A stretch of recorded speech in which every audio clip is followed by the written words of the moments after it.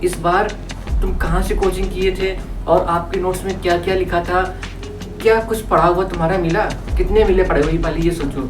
अगर पढ़े हुए बहुत ही कम मिले जितने से आप पास नहीं हो पा रहे हो, तो फिर क्या मतलब पढ़ने का? देखो, जैसा यूपीएससी का पेपर आया था ये 2026 का प्रीलिम्स वाला, उसको देने के बाद तो सब यही सोच रहे हैं क्या वाकई में अब उनको यूपीएससी की तैयारी आगे भी करनी चाहिए। देखो, जिस प्रकार का पेपर था तो वाकई में इसमें काफ़ी ऐसे क्वेश्चन थे जो बिना पढ़े हुए थे। तो ऐसे में देख के लगता है कुछ कह नहीं सकते हैं, अनसर्टेनिटी बहुत है इसमें, आगे क्या होने वाला है, आगे कैसे क्वेश्चन आएंगे। तो वाकई में इसमें आपको अपना प्लान भी लेके चलना ही पड़ेगा।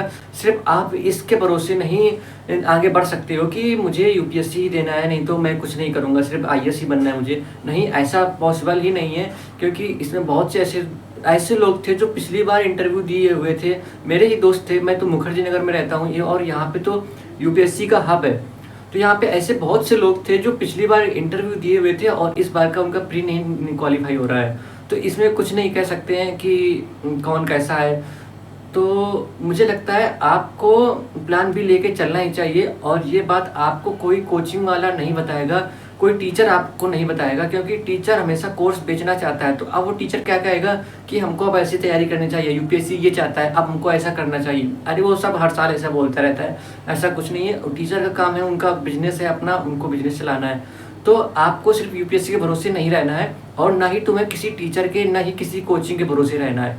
देखो, इस बार तुम कहाँ से कोचिंग किए थे और आपके नोट्स में क्या क्या लिखा था? क्या कुछ पढ़ा हुआ तुम्हारा मिला?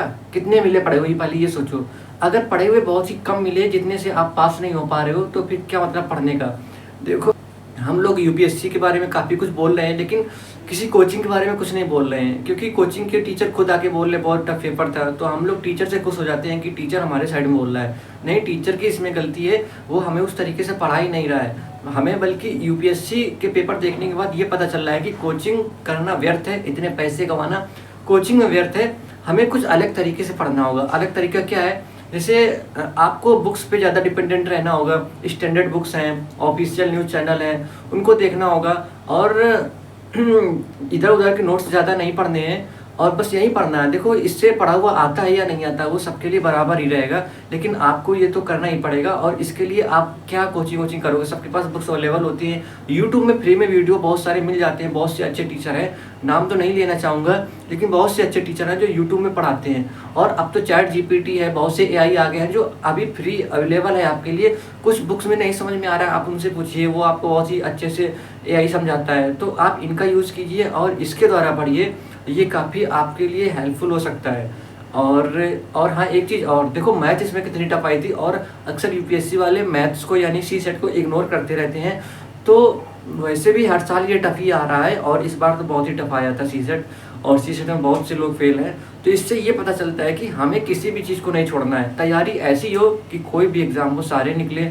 मैथ्स को भी बहुत अच्छे से पढ़ना है, और मैथ्स से एक ऐसा सब्जेक्ट है जो लगभग सभी एग्ज़ाम में पूछा ही जाता है। तो अगर आप मैथ्स अच्छे से पढ़ते हैं, और जीएस तो आपको पढ़ना ही पड़ेगा अच्छे से, तो आपका कोई भी एग्ज़ाम तो निकल ही सकता है। इसका मतलब अगर आप मैथ्स अच्छे से पढ़ते हैं इस साल, और जीएस आपको पढ़ना ही पड़ेगा, तो आपके पीसीएस भी निकलेगा, यूपीएससी भी चांसेस बन सकते हैं। अगर सी सेट, देखो इस बार जिसका सी सेट पास होगा लगभग वो मेंस लिखेगा, क्योंकि जीएस का पेपर लगभग सबका बराबर ही गया है, किसी का बहुत अच्छा नहीं गया है। सबका 60-70 ऐसे नंबर ला रहे हैं लोग, बहुत ही कुछ लोग 80 भी ला रहे हैं, लेकिन ज़्यादातर 60-70 ही लोग ला रहे हैं नंबर, सबका ही वही हाल है। लेकिन ज़्यादातर लोग सी सेट में फेल है।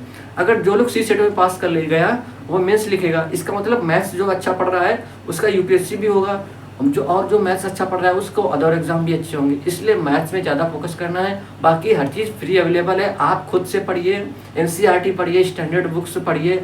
उनसे क्वेश्चन ऐसे नहीं है कि क्वेश्चन आते नहीं, जैसे लक्ष्मीकांत से कुछ लोग बोलते हैं क्वेश्चन नहीं आते हैं। अरे आते हैं भाई, बिल्कुल आते हैं। आर्टिकल 13 का क्वेश्चन आया था इस बार, लेकिन कुछ ऐसा घुमा फिरा के आया था, तो घुमा फिरा के आप किस बुक में पढ़ेंगे? किसी में नहीं मिलेगा। यूपीएससी आपका नॉलेज चेक कर रहा है, मतलब वो ये नहीं चेक कर रहा है कि कितना आप रट के आए हो। तो समझना है, जो समझता है वो कर सकता है। हालांकि आर्टिकल 13 का ज़्यादातर लोगों का गलत हुआ है, क्योंकि उसमें जो लास्ट वाली लाइन जोड़ी गई थी वो लोगों ने ध्यान में नहीं दिया था। तो अगर आप अच्छे से पढ़ के जाते हो, आपके पास नॉलेज है, तो पेपर ज़रूर निकलेगा। और हाँ, इन कोचिंग वोचिंग वालों की बातें नहीं सुननी है। ये सब लोग कह रहे पेपर टफ था, पेपर टफ था, बस सिर्फ बोल रहे हैं, क्योंकि बोलने से जो हम लोग सुनते हैं हमको अच्छा लगता है, इसलिए वो बोल रहे हैं। क्योंकि जब हमको अच्छा लगेगा तभी तो हम उनका कोर्स खरीदेंगे। अगर वाकई में वो स्टूडेंट के साथ हैं तो उन्होंने क्या कुछ किया हम लोगों के लिए, क्या क्या प्रदर्शन किया, क्या आंदोलन किए, क्या हाई कोर्ट में गए, कुछ ऐसा कुछ नहीं किया, बस यूट्यूब में आके रील ही बनाई सब लोगों ने, है ना।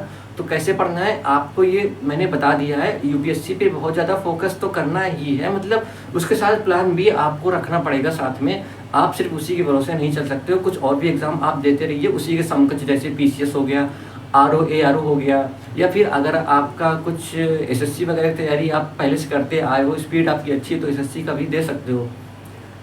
अब क्या करोगे, ये तो करना ही पड़ेगा। अगर आपको लगता है कोई दूसरा तरीका है तो आप उसको मुझे बताइए।